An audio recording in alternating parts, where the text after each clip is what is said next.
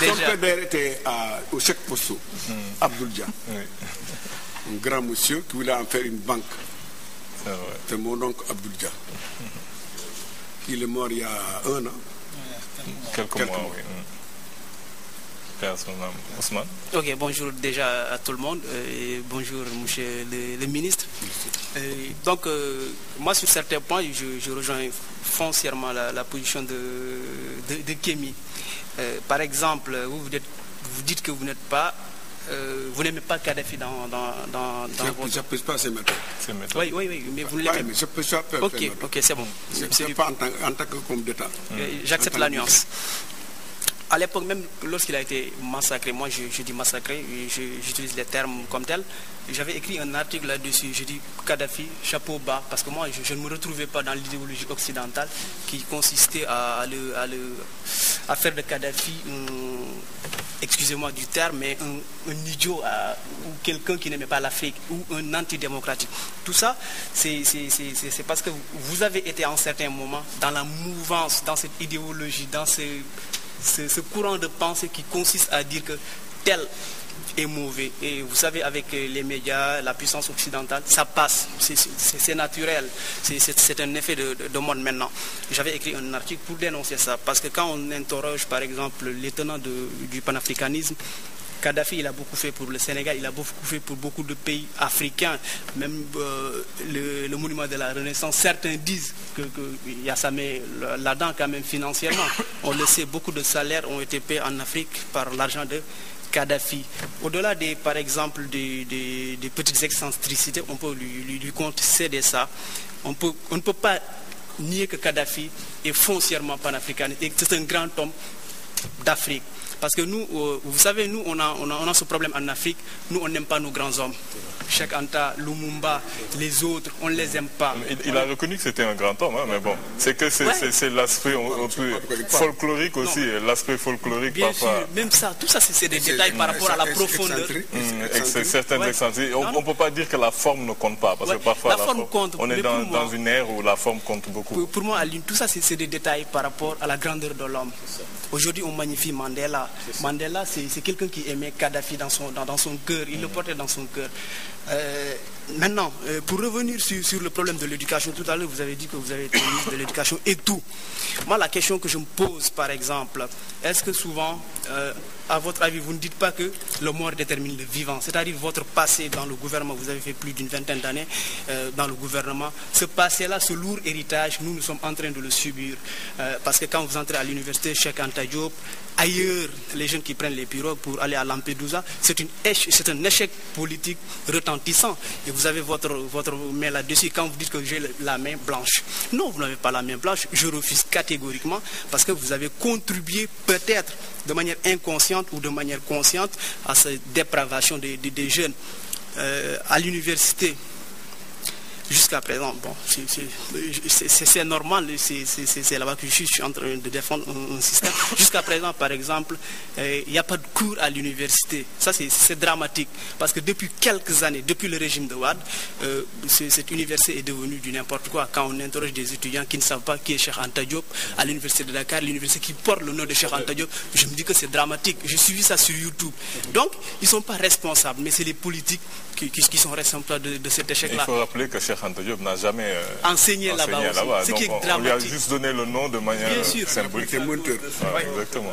Ouais, donc, je me dis que tout ça aussi, ça doit vous interpeller. Cet échec-là, vous devez vous dire qu'en certains moments, nous, on a échoué. Parce que la jeunesse ne se retrouve pas, les jeunes prennent les pirogues, ils vont à Lampedusa. Lorsque la ministre française dit renvoyez-les dans les pirogues, moi j'avais mal. Parce que je me suis dit que nos politiques économiques, sociales ont échoué lamentablement. Vous vivez eux ils vivent dans des châteaux, nous on vit dans la merde. Ouais. Un grand philosophe. Un grand philosophe. Bravo. C'était le moment de... D'abord, je n'ai pas dit que Kadhafi n'a rien fait. Je n'ai pas aimé ses méthodes. Je n'ai pas dit qu'il est un mauvais monsieur. Je n'ai pas dit ça. Je n'ai pas dit que Kadhafi n'est pas bon. Tout à fait. Je dis qu'il n'apprécie pas ses méthodes dictatoriales quelquefois. Il n'a jamais été élu. Un guide comme ça, comme mon Dieu, demi-dieu. Je n'aime pas. Tu le prends de pénétrer. J'ai des mains blanches sur le plan financier, je vous dis. Jamais volé l'argent de l'État. Jamais, jamais, jamais. C'est pourquoi j'ai dit que j'ai des mains blanches là où on doit rendre des comptes. Jamais été convoqué quelque part pour ça. J'assume ma responsabilité dans cette affaire-là de l'éducation. J'ai beaucoup de chance. À l'époque, il n'y avait aucune grève. C'est étudiants m'aimaient beaucoup. Je les écoutais. Je les comprenais aussi, parce que j'étais étudiant moi aussi. Pendant 5 ans, dirigé moi étudiant. Donc il faut savoir, parce qu'on est bien l'université. Actuellement, je souffre dans ma chair de la crise universitaire. Tous les jeudis, on se réunit en direction du parti. Tous les jeudis. Chaque fois qu'on se réunit, on fait le point sur le plan universitaire scolaire. Ça ne marche pas, c'est sûr et certain, ça ne marche pas. Et si qu'on est parti, c'est mal parti. C'est qu'on fait maintenant aux jeunes qui sont là-bas. Rester la barre campagne en comptant. Il faut que tout le monde les comprenne et les entendre et mettre les moyens qu'il faut. Mais ce n'est pas la faute seulement du gouvernement, c'est la faute de tout le monde. Tout à fait. Là, c'est les familles d'abord. Alors dans les familles maintenant, il n'y a aucune autorité parentale. Tous les gosses maintenant sont libres de faire ce qu'ils veulent. Les filles sortent à n'importe quelle heure. Les garçons fument du yamba dans la maison. Qui dit mieux que ce qui se passe dans les écoles primaires? Beaucoup de drogues sont fumées là-bas. Ce n'est pas notre faute, c'est notre faute à toute la société sénégalaise dans son âge, qui a démissionné de ses responsabilités. J'appelle maintenant la presse sénégalaise à faire attention à Kadhafi. Pour Kadhafi n'a jamais été évoqué dans la presse africaine. Quand il est mort, dont on parle, jamais. Il n'y a que les médias occidentaux qui en ont parlé plusieurs fois. Ils ont tort, ces médias africains-là. Au lieu de suivre ce qu'on nous à la télé du monde, France 24, CNN, tout ça c'est la diabolisation contre l'Afrique. Mais je pense qu'il faut absolument chacun assume sa part de responsable dans l'histoire. Sans quoi, c'est de la polémique stérile, ça ne sert à rien. Que faire maintenant pour faire partir sur de bons pieds? C'est la jeune répondre.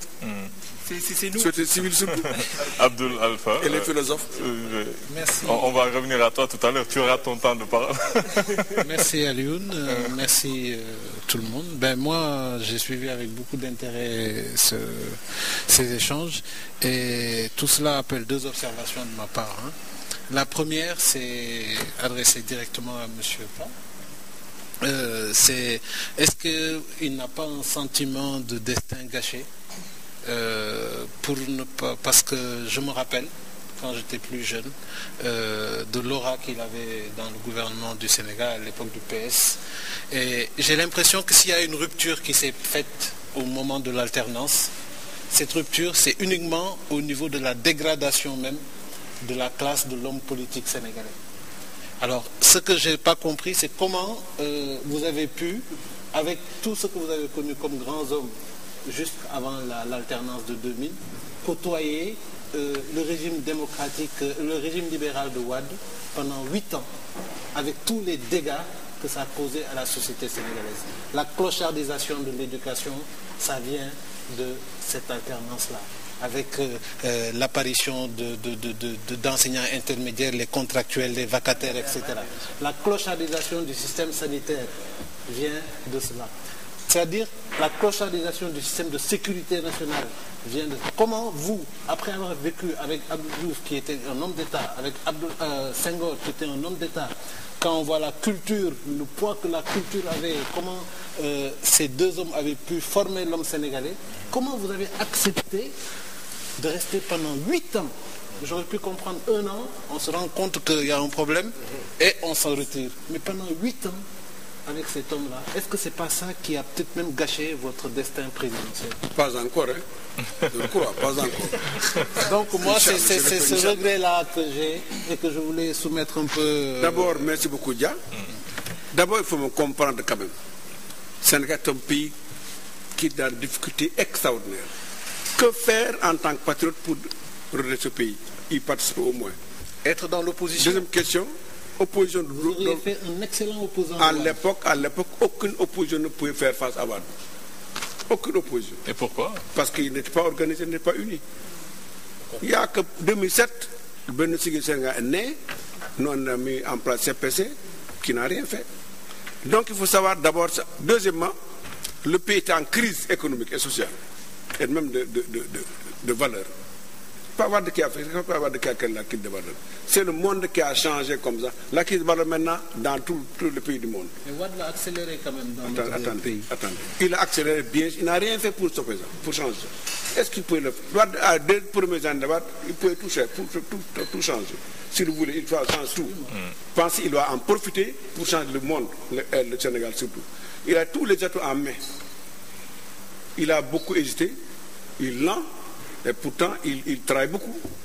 Mais il n'a pas compris que le Sénégal attend des changements profonds dans tous les domaines. Tu vois, je l'ai rejoint à l'époque 2004, croyant que j'ai contribué à cela. On a beaucoup parlé, il n'a jamais fait aucun acte dans ce sens-là.